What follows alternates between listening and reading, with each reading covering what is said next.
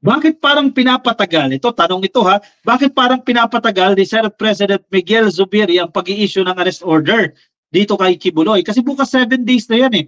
Ibig sabihin, kung hindi makapag-produce ng 8 pirma itong kampo ni Robin Padilla, abay, totoo na itong desisyon ng komite ni Senator Risa Ontiveros. Ibig sabihin, pwede na mag-issue ng arrest order. Pero, ito ang tanong ha, pero gusto ba ng Senate leadership?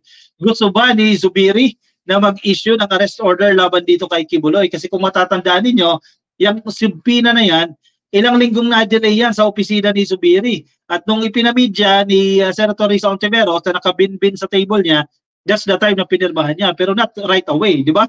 Ilang araw pa po ang nakalipas niyan. Ngayon meron na pong subpoena at hindi na nga ito dumalo, di ba? Na-cite in contempt na siya. So pwede na siyang dalhin sa Senado no para doon ibilanggo. Pero kailangan po pa rin dyan ng arrest order. Pero kailangan kasi ang pirma dyan ng Senate President. Pero ngayon may mga sinasabi na naman, may mga kulang pa pala, may mga dapat gawin pa pala. Itong mahirap kapag influential na tao eh. Yung isinasite in contempt, hindi nila basta-basta eh. Ito, may mga sinasabi si Miguel Zubiri kung bakit hindi niya pa mapirmahan daw itong arrest order. Totoo bang ito talaga ang dahilan? Kasi ano ito ka-coffee, matter of protocol ito, hindi naman open sa atin ito eh.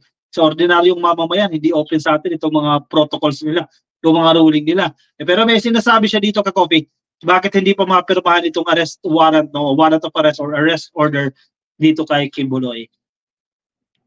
Nasa politico.com, dinidribble hanggang bakasyon. O ayos yung headline na to ha. Dinidribble daw po hanggang bakasyon. Kasi pag nagbakasyon na, kasi mag-holy week ka-coffee eh. Pag nagbakasyon na, syempre, masasolve mo ba yung arrest order kung magbakasyon kung hindi niya napirmahan? O hindi, lilipas na naman ang panahon.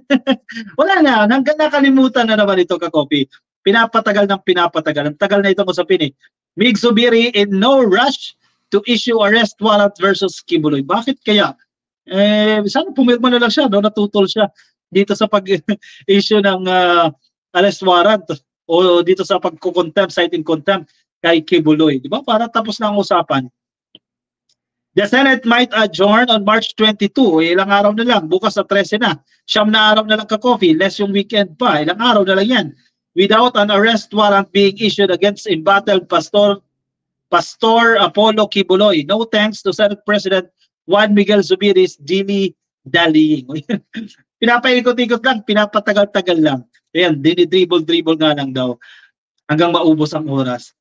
Ganon din ang nangyari kanina sa pagdinig dyan sa House of Representatives. Kung pakinggan ninyo, no? Parang nagre-request ang kampo ni Kibuloy na ilang araw pa ka-coffee dahil kakausapin pa raw nito Pasio ang kanyang kliyente hanggang Friday daw.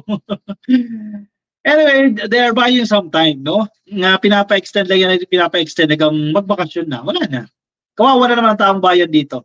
Zubiri on Tuesday said he will not be issuing an arrest warrant against Kibuloy just yet, even if the self-proclaimed appointed son of God was cited in contempt by the Senate Committee on Women led by Senator Risa Ontiveros. So yan, wala pa tayong aasahan ka-coffee na arrest warrant, no? So kahit maglakad-lakad sa Senado dyan, itong si Kibuloy, hindi basta-basta pwedeng arrestuhin. Dahil walang arrest warrant eh. Dinidribble hanggang bakasyon. Senate President Mig Zubiri kakausapin si Senator Risa Ontiveros na magdaos muli ng pagdinig at maglabas ng show cause order para kay Pastor Apollo Kibuloy bago niya ipag-utos ang pag-aresto sa tele-evangelist. O yan, may kailangan pa pala ng show cause order at kailangan pa pala magsagawa ng panibago na namang hearing. Wala na.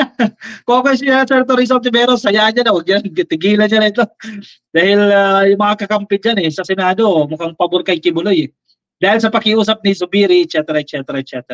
Sige, basahin natin anong argument niya dito no, para patas tayo, para maging fair tayo. Ano yung gustong sabihin dito ni Zubiri?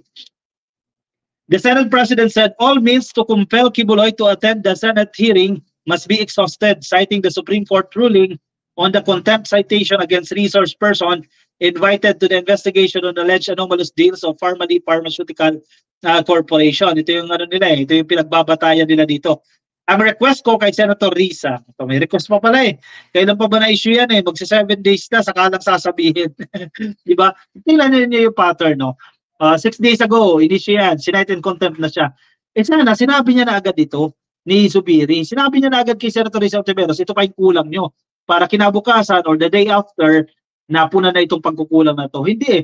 Tinapos muna hanggang mag-end itong 7 days kasi they're trying to get 8 signatures, no, para to reverse yung initial decision ng committee na yan. So inantay muna nila, bukas magsa 7 days.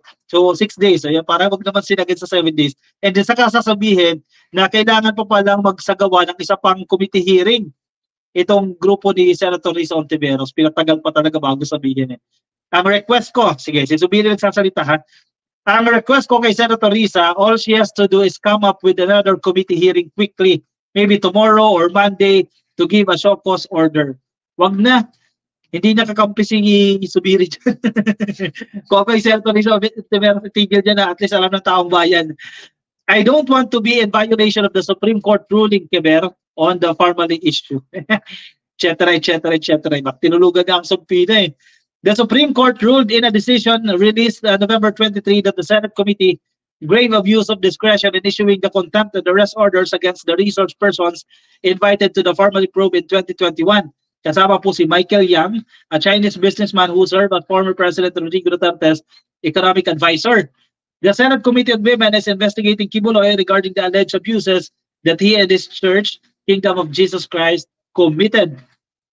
Sabi ni Zubiri, yung kanya pong reluctance to order Kibuloy's arrest will buy the controversial religious leader more time, especially since the Senate will adjourn session for a Holy Week break next week. Sessions at the Senate will resume in May. O, binuin mo, magbe-break ng 22. March April, wala. Naka-break eh. May pa. Ay di, ang haba ng oras ni Kibuloy dyan, wala na. Tapos na itong mga hearing na ito ka-coffee. And then, wala na. Nakalimutan na naman ang issue. Talaga naman ako. Huwag na i-push ni Risa Ontiveros. Sa tingin ko yan yung best decision niya dyan. Itigil niya na ito. Dahil wala rin eh. Hindi siya makakakuha ng pirma eh. Kasi yung leadership eh. Mukhang pabor eh. Tingin lang naman natin yan. Again, opinion lang natin yan.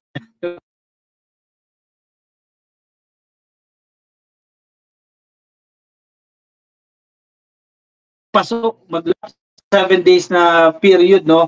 Na waiting order, na waiting period bago sabihin na kinakailangan niya pang magpakita ng show cause order, no?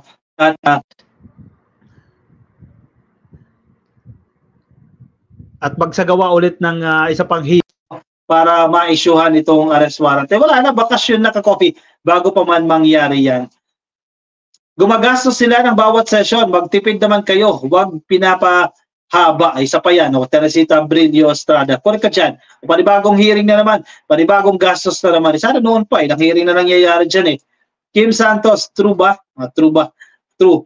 Marilu Saberon, mga kaalyado ni Duterte ha, mag-SI, mag-resign na kayo. Si Pac Q, balasubas ka.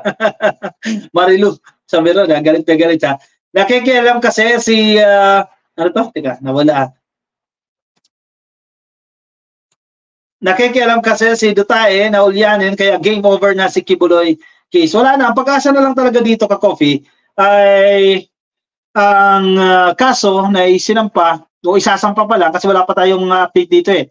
Naghihintay pa rin po tayo ng update dito mula sa Department of Justice na yung kaso na isasampa sa Pasig at sa Davao. Yun na lang ang hinihintay natin kasi wala na sila dahilan dyan na kailangan sa totoong korte. Ayan, totoong korte na yan. So hintayin na lang natin ka-coffee. Ayan, ang magiging update dyan. Pero kung pagdating sa sumpina ng Senado at sumpina ng House of Representatives, eh mukhang malabo na yan ka-coffee. Mukhang wala na tayong dapat asahan dyan dahil may mga kakampi dyan, malakas ang kapit ni Kibuloy. Yan friends, na Loreto E. Ambaan, nagpapapaniwala ka na naman sa mga pina-follow mo. Sino ba namang criminal amin sa kabulastugan niya? No to Sara Traidor, sabi ni Gina Calderon. Trigger Woman 888 ka-coffee, nataktakan na ng maso. Nataktakan na ng maso. Ano ibig sabihin niya, nataktakan ng maso? Walang lusot yan, kulong yan, sabi ni Edwin Di Maculangan. Tingnan natin. Kasi base doon sa review ng Department of Justice, yung unang kaso na i-final dyan sa Davao City, no, dyan sa Prosecutor's Office ng Davao, una, binasura, di ba? And then na-review ng DOJ. Dapat pala hindi binasura yan. Yung caretaker ng bansa, nasa liwasan. Napaka-immature talaga ni VP Kadiri, ha? VP ka tapos sumasama ka dyan sa rally. Kaya yung mga students ngayon, nagiging BO na, walang kwenta ang VP, sabi ni Mausen Kibers. Ayun, na-confirm na. Nandiyan nga raw sa rally sa Liwasang Bonifacio bilang pagpapakita ng suporta dito kay Kibuloy. And naglabas pa nga ng statement ka Coffee, official statement eh. Hay, anong dapat natin asahan dyan? Sige, ay kayong bahala dyan. Comment ka Coffee dyan, i-reaction ninyo, lagay dyan sa ating comment section. No? May mga gusto kayo sabihin dyan. O, dito lang tayo sa SOCMED, no? Mabasa natin dyan.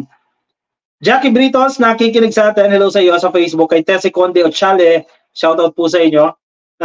Kay Malu Mingote, happy viewing po sa inyo na sa Facebook din. Kay Alejandro Bautista, shoutout po sa inyo dyan sa Facebook. Ibasura si Sara sa 2028 elections. Ayan, nakatatak na yan sa taong bayan pagsapit ng halalan. April Joy Dait, hindi ko na iboboto yan si Sara. Yan, ilipat pero dapat di siya pumunta sa rally. Yun ang mali doon, di ba? Kasi parang kumpi ka na talaga doon. Paano yung mga biktima? Di ba? Unfair yun sa mga biktima. Mga Senate leader, pero lang sa mga tao, ha, walisin na yan, sabi ni Ligaya Ignacio Rafael. Anyway, sige. Kuha na inyong kape kung di pa kayo nagkakape dyan na may dalawa pa tayong topic, no? Nasa YouTube po kayo, pasuyin na lang po, palike po ng ating video. At kung kayo ay nasa Facebook, pasuyin na lang po, like po ng ating page, like and follow sa ating page dyan sa Facebook. At sige, kuha na ng kape, move on tayo sa ating next topic.